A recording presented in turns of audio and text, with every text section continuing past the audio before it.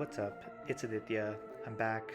I'm gonna be showing off the latest version of Foundry, which now has a brand new brew decks feature. So I'm gonna be playing a deck created by one of our community members, DiurnalMoth. And so as you can see, the deck was just imported here. You can import and export decks from within the client and through the Foundry website. You can also see your other decks here. You have infinite deck slots, no need to pay for more deck slots. um, and then here you can see your collection. If you long press on a card, it'll tell you the details about it. So in this deck, we're going to be trying to use the Creditor to gain a lot of value. And then here you can quickly see your visionaries and crises option, and you'll notice the new logo here denoting that they're part of the core set. So with the deck imported, I'm going to save this. I'll call this Moth Barter, and let's save the deck and go back home.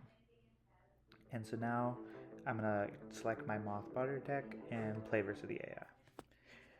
So in this deck, our goal is going to be to utilize the Creditor and utilize the new version of Entropy Acolyte to gain value. So it looks like we're going to be in the core sector this game. The core sector is the home of the Imperial throne. And so you can see our Imperial era quest is to seize the throne. So that means if we control this era, we will grant our era Imperial ally +4 influence. That doesn't synergize super well with this deck actually, so I'm going to kind of ignore it. But it looks like we're versus a Scholar deck, and our opponent is going to be gaining knowledge with Principal Investigator and then buffing cards in hand with Encyclopedist to get a lot of engine value.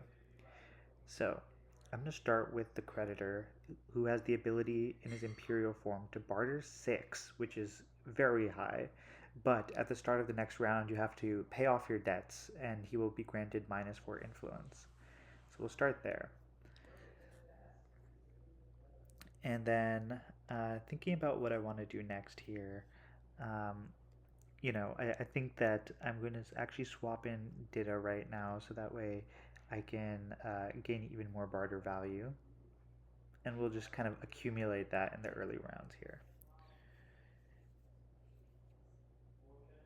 And so now's the start of round 2. As you can see, the Creditor is now at -3. But this deck has a secret weapon with the Entropy Acolyte, where we will be using its ability to swap the influence of 2 characters in play and use that to, send the Creditor to at our opponent, basically, and gain a lot of value there. So I'm going to keep that safe in hand for now. And just looking at Speaker Isaac, if there's any value I can gain here, I could swap Isaac in and pull the Principal Investigator out, but I'd still be losing the Era Imperial, so not really worth it. So I'm just going to use the Creditor for now. And you can see the AI is building up value slowly. So we're going to end the era. We're unfortunately going to lose this era, which is why the Juggerbot got an extra influence there. And now we're in the era frontier, where the reward is the Aegis Protocol to shield an ally. So now our deck is really going to come online, and I see a tempo chip in the relic shop, which is super valuable. So I'm going to foretell my crisis, meaning that I think I'm going to be trading more than the AI this round, and we're going to go ahead and start getting value.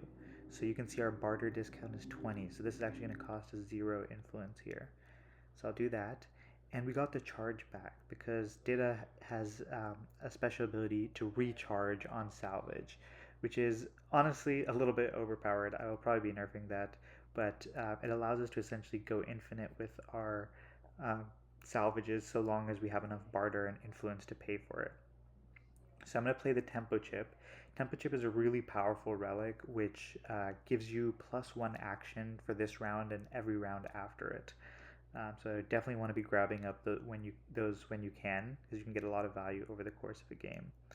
I'm also going to use an action here to actually, let me undo that. I'm going to use it on the Creditor to keep building up some barter. And now looking at these options, I think Starship Thruster, generally pretty valuable. We do have the Steward, so maybe not the most valuable. I'll take a Temporal Beacon though, because that can definitely gain us some value, and I might even use it right now to get another charge on the creditor. Guild Contract, another solid value option for influence, for a potential of like 2 to 7, depending on what we get. Lost Archive, I'm not really worried about getting purged from Scholars, so I'll leave that alone for now. I'm actually just going to use the Temporal Beacon and get the creditor another usage here. And our Ascendant card here is Emperor's Wrath, which will purge the lowest influence enemy, and we will probably use it to purge our own creditor and reforge it, which can give us a lot of value too. So I'm going to play out the guild contract as well, see what our options are here. Wayfinder could be useful. Unfortunately, these are pretty low influence, so not a huge difference between them. I will go with the Salvage Baron. It can be a great value play if we need it towards the end of the game. And let's keep doing some more trading. I'll take a Starship Thruster out of these options. Lonely Clown, it's a great one that we can take. I'm a bit hesitant on playing it because it may spawn the Mule, and we don't have a great way to veil ourselves. Um, and so, yeah, if we somehow trigger Entropy Acolytes reveal, we could veil ourselves, but we don't have an easy way to do that right now. Let's take another Lonely Clown. With traders, we kind of want to take advantage of as much barter as we can, as early as we can. Um, Null Shield Matrix, not the most useful, but I guess I'll take it here. Um, and yeah, I don't think I want to spend more of my barter on these options just yet. And what I'm going to do is I'm going to swap in a Salvage Baron here, and maybe take one more uh, barter so that we're playing optimally on charge here. I guess I could have done that in another order, but that's fine. Um, and I will end the turn out by using the Salvage Baron. Just thinking if I want to shield it. I think not so important against our opponent, but can be quite valuable. Okay, so our crisis was solved, and we're gonna get another relic off of this. But we can see they're starting to ramp up pretty highly with the principal investigator, but we don't really care. That's actually gonna come in handy for us. So I'll take the guild contract out of these options, and I think now is the time where we will deploy our Entropy Acolyte here. And unfortunately, the poor AI is not going to be very happy with this. But the AI is playing Scholars, and unfortunately, I don't have a way to see its hand since I don't have any hand viewing allies. But um, it has protected a lot of its influence that it's gained by using the Encyclopedist to keep granting cards in hand value, which we can't swap out just yet. There's some cards that let you mess with your opponent's hand. We are not running those. But yeah, I will use the Entropy Acolyte here, and I'll swap the creditor with the Principal Investigator, and that is a plus 21 swing right there, which is a great amount of value. I'll also play out our guild contract here. Magistrate Mallow, great pickup. That's actually going to change my game plan a little bit, because Magistrate Mallow's reveal is if you have 3 or more relics in hand, double my influence. And I think that's going to be more valuable than purging the Principal Investigator. So I'm actually going to swap Mallow in here, and because we have so many relics in hand. And then I'm going to, it'd be nice to win this era, not a must with our deck, but we could swap in maybe Isaac, or maybe Baron, or maybe we just swap with a Starship Thruster, because we don't really want to be granting the creditor negative influence anymore, so I'm actually going to do that. I will swap these two like this. And this actually sets up a good play here too for our final action, where we can Entropy Acolyte and get it back into our hand and grant it the influence of the Salvage Baron. So that's, another great plus influence play there. So now we're winning pretty handily. We got the Aegis protocol, so I will shield out our creditor. Little bug here, it's not visually displaying, but that's okay. So we shield our creditor, and we're starting round 5. And the reward here is Decisive Strike to grant the enemy ascendant -6. So that's pretty powerful. We're going to try to win this era if we can. And Lord Dorwyn comes up. Now, Lord Dorwyn is a really fun card. Its reveal is to grant all cards in your hand +1 influence, and otherwise it does nothing except for its ascendant form, where it grants influence equal to the total influence of all cards in your hand. So this certainly changes my plan a little bit. I want to get rid of that Dorwyn if I can. Unfortunately, there is I don't know if I have a way to purge it easily. I could swap in the Emperor's Wrath and purge an ally to purge an enemy. In fact, I am going to do that partially because I also want to get Magistrate Mallow in his frontier form, and also because I want to test the interaction. So I'll do that. Hopefully the AI doesn't use Lord Dorwyn just yet. Let's see. Okay, nice. And so we're going to use Emperor's Wrath and see if I can... Okay, yeah, so it is letting me purge the creditor here.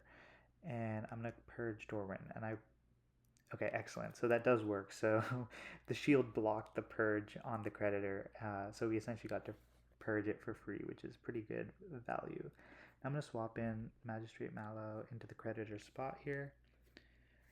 And I'm going to start discarding some of these, less valuable relics to keep buffing up Magistrate Mallow here. All right, we're at the start of round 6, and we're in a pretty good spot here. And the AI is still just trying to ramp up, but I think it's fallen very far behind with our efficient play. So I'm gonna discard the other Lonely Clown, and when this Dorwyn comes back at the end of the round, it'll be at 0 influence, so it'll be too late for the AI to do anything there. I think now I will swap in the Salvage Baron here, because we have, done a lot of trading this game, so we can get a good benefit here. That. And then for our final action of the game, I think we're in a good position, so it shouldn't matter too much, but, let's see, what can we do? Is there anything efficient? I could buy a relic, maybe. Probably should have done that first. That probably would have been the most efficient play looking at it, since, Salvage Baron's just going to barter too, and we don't really want to purge an ally. In our case, all of our allies are in a good spot, so I will just play this out for fun, and sure, let's just swap in, I don't know, Mallow. Here we go. All right. So that takes us to the end of the game, and now we're going to go through the score. And we did win the era, so it granted the enemy ascendant -6. And we're now tallying up the score. Looks like we're in a pretty good lead here, but let's take a look at the cards in hand also. So it had +10 there, +17, +10, pretty decent actually, but we're just way too far ahead. So we win this one. And the other cool thing about this update is when you go back to your decks here, and I look at my Moth Barter deck, you can see my win rate is now 1-0, 100% win rate. I'm just so good at this game. And this will stay tracked actually for all decks that you create, and players who have the highest win rate and win the most games, they will be rewarded by naming a card after them permanently in Foundry. So if you're a playtester watching this, it's a really great reward. I hope you check it out.